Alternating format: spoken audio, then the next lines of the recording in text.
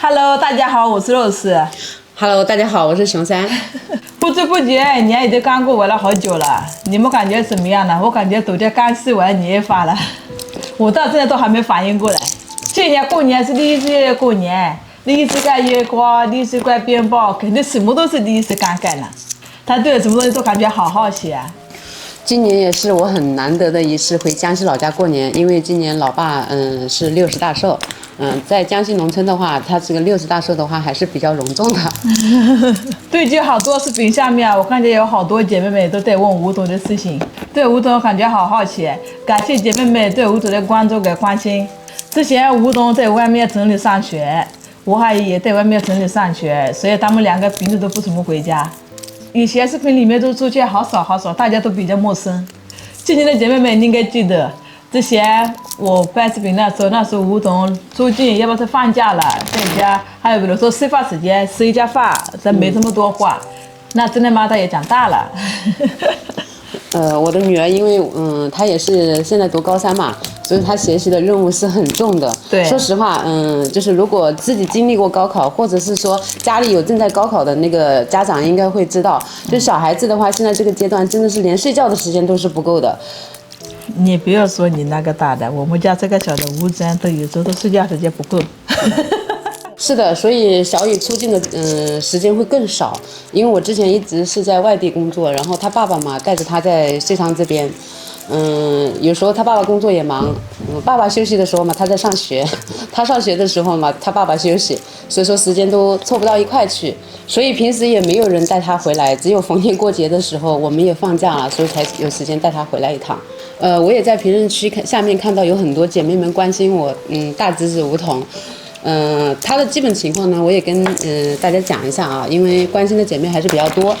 我家吴桐呢，他是去年6月份已经拿到了这个职高的毕业证，他其实已经在外面实习了一段时间，但是因为去年中秋的时候，他自己骑那个电瓶车，不小心出了一点小车祸，然后就是把他的那个脚上的那个膝盖的那个位置，对，就是弄得比较严重。还缝了很多针，是的，因为之前他在8岁的时候，他小时候手部的这个关节这个地方已经出过一次事情，当时是非常的严重，然后现在这个手的话都会有一点点变形，然后我们家里面就是商量考虑到，因为他之前就是有过这么一个情况嘛，又是关节，以前是手，现在是脚，我们就比较担心他会不会到时候也恢复的不好，然后就跟手一样有点那个变形，所以我们就让他一直在家里面休养。然后觉得呢，就是这么大的孩子，就是身体跟身心都很健康。毕竟，从小就是妈妈不在身边嘛，所以我们就一直把他放在家里，然后想着就是过完年以后，我们家里商量一下，再给他找一个什么合适的他的工作的。哇，你说的这个，我再想起吴董妈妈，我来那时候吴董才7、8岁，你说。大事我都没见过，所以是这个还是让你来讲吧。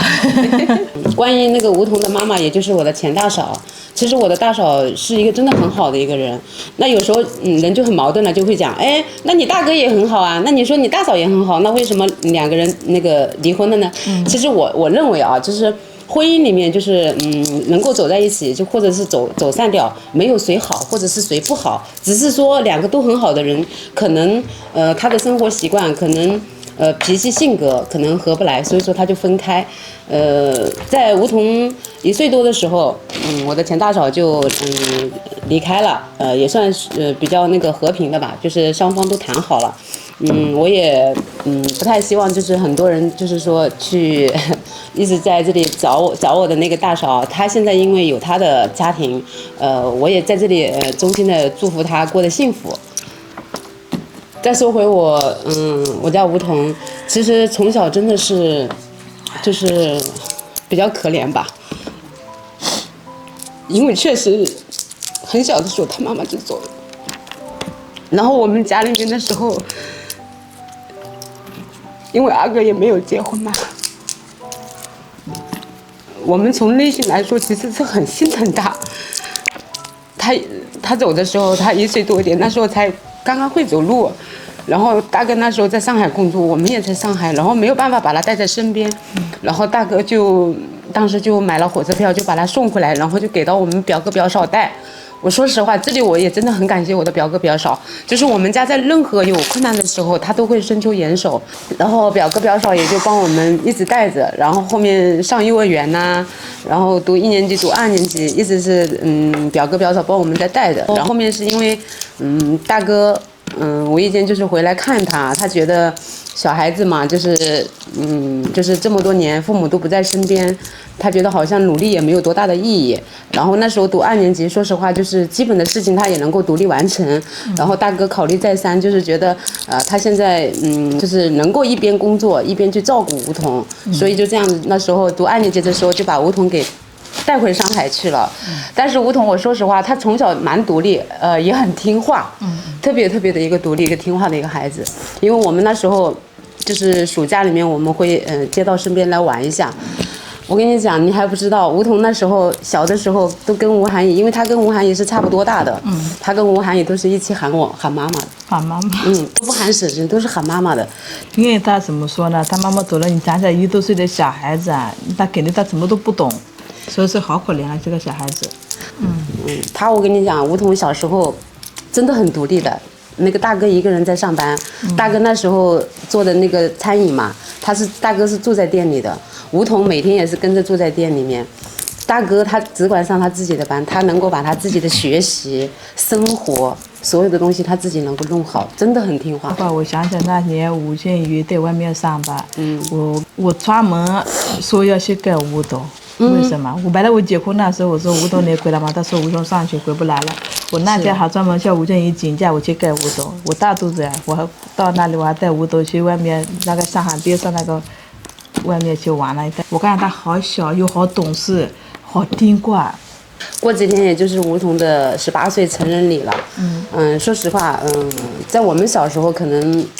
父母对这个东西还不是很注重啊。但是我觉得，在我们家里面，我觉得有必要让他体验一下，就是让他真正的感觉到我以前是个小孩，过了今天以后我就是一个大人。大人，对。以后要为我自己的一言一行去负责。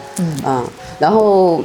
姐妹们有没有什么好的建议啊？就是这个18岁的这个成人礼应该要怎么给他过，或者是怎么给他一个惊喜？对，姐妹们有什么好的建议跟想法，可以在评论区留言，好不好？